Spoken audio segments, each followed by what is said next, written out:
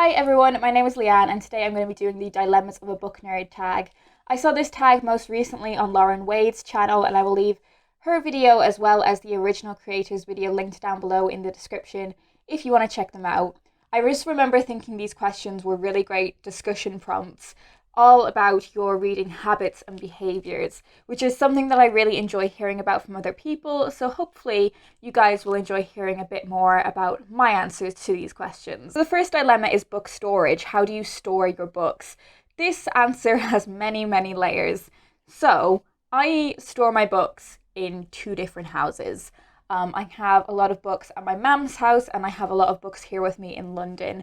I don't think that's too uncommon for people in life or living situations similar to mine. The majority of my books are at my mum's house. I have 3 bookshelves there, one long one that has Penguin English Library books, my Harry Potter books, and also some particularly decorative and pretty books. And then I have 2 taller shelves that have everything else, so non-fiction, fiction, poetry, all arranged alphabetically by publisher. The shelves behind me that I have here in London, on this top shelf are the Penguin English Library books that I have here with me.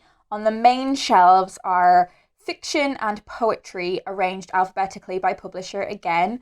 On my left hand side is a pile of non-fiction books, and on my right hand side are books that I'm going to use in upcoming videos. Across the other side of the room beside my bed, I just have a stack of books that I've read in recent months, and what I end up doing with those is either unhauling them or I will transport them to my main bookshelves at my mum's house.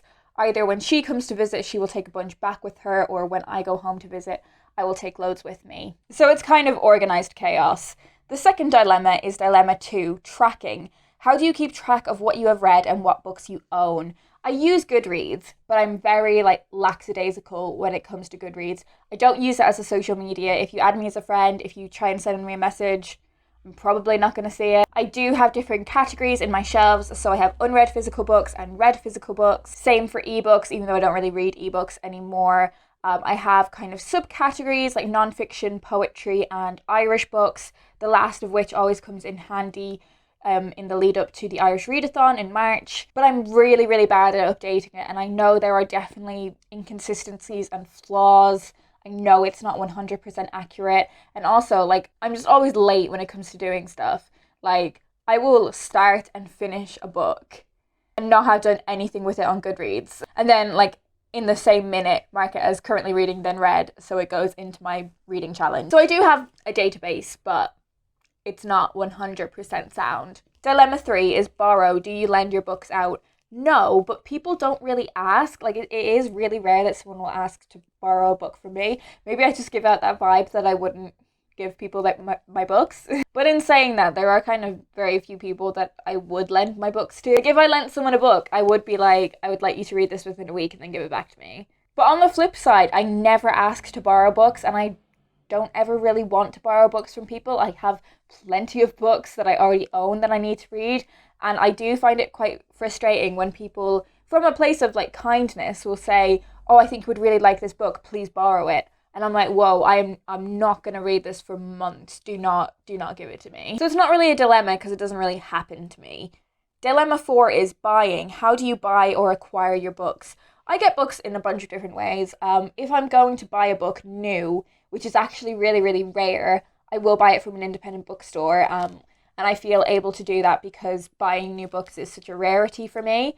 I also get sent books by publishers sometimes, and I also work for publishers, so I get a lot of books from there. For the most part, the books I buy are secondhand, whether it's in a specifically secondhand bookshop or a charity shop. I'm also a massive fan of book swaps, so shelves that you can find in public spaces. I think 2 of the most typical places you will find them are by the entrances of supermarkets or in public transport stations, so train stations or tube stations. So whenever I'm passing by one of those, I will always check it out. So there are lots of different ways that I get books, and they don't involve breaking the bank. Dilemma 5, comments. How do you respond to the how do you read so much comment or similar comments?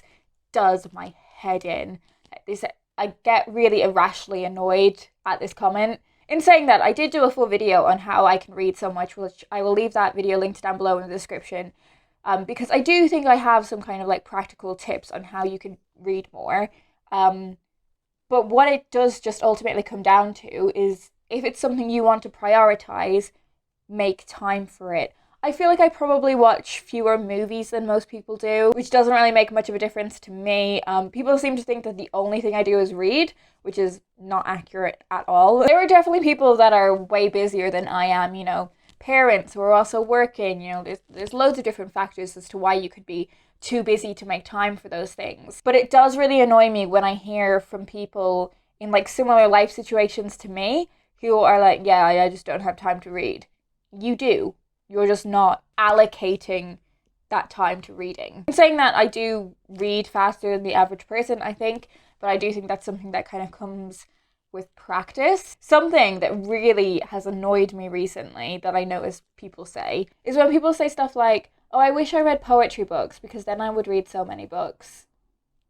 I mean, first of all, read some poetry books then. Second of all, like, I don't read a poetry book in the same way I would read a fiction book where it's just line after line, page by page, cover to cover. Often it does take a bit more time to unpack what the poet is trying to say. That's not with every poetry collection. I'm very adamant that with some poetry collections, you can just read it like that and that's absolutely fine. But this comment is always from people who read like 500 to 900 page fantasy books. And it really, really annoys me because there's definitely a level of snobbery from the people who have said that kind of comment to me. I feel like if we totted up the amount of pages I read in a month, I would still be reading more, but that literally doesn't matter. It does not matter the quantity of books you are reading. I'm not a better reader because I read over 100 books a year. They're not a better reader because they read 800-page fantasy books. That's not how this fucking works. If reading those big chunky fantasy books is what makes you happy, that's great. I am so happy for you. But don't judge what I read. Also, bigger is not always better. That's a very important lesson, kids. Thank you for coming to my TED Talk. Dilemma 6. Next book. How do you pick your next read? I kind of do mood reading. Every month I do a TBR where I will pick out books from particular categories like nonfiction and poetry, books I would like to prioritize from those particular categories. But generally, for the most part, I've been mood reading in recent months. And sometimes it ends up being a bit like, oh, I've not read a kid's book in a while. Oh, I've not read a literary fiction book in a while. Oh, I'm really in the mood for some contemporary women's fiction right now. Oh, I'm really in the mood for some serious nonfiction at the moment. It really is just whatever I feel like reading. Dilemma 7 is travel. How do you pick what books you bring on vacation with you? I've not actually been on a proper holiday in several years, so I don't feel properly equipped to answer this question. But when I'm going on train journeys and stuff, I tend to pick a book that I know I will really enjoy because I'm stuck with this book. Dilemma 8, annotate. Do you write or highlight or mark up your books in any way? I used to do this a lot more. I used to always put like sticky tabs and post-its in books. I didn't really annotate them, but it would just be like, oh, I really like this sentence or I really like this passage.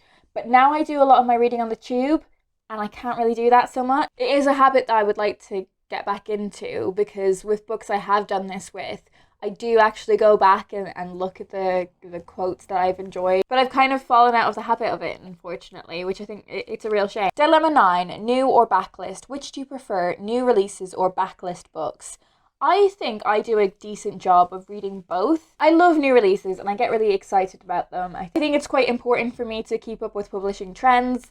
But equally, I think it's important for me to be able to take inspiration from backlist titles. I think when it comes to looking at my reading stats for the end of the year, the vast majority of my books will be backlist. Dilemma 10, sequels. Do you read books as they are released or wait for an entire series to be published before reading one book? The kinds of books I read don't tend to be in series. I think the only books I read that would be in series are like middle grade fantasy books. And for those, I'm quite happy to kind of read them as they come out. I think if I binged like a whole series from book 1 to book 5 or whatever, I would get kind of fatigued. I do actually quite enjoy that feeling of knowing a book's going to come out. Like, it's not something that I've really experienced the true excitement of since the Harry Potter series, but this isn't really a problem that I have in my reading life so much. So that's it. They are all the questions in this tag. If you have any thoughts on anything that I've mentioned, do leave a comment down below and we can have a chat in the comments. And also, if you would like to do this tag, I really highly encourage you to do it because it's one that I enjoyed a lot.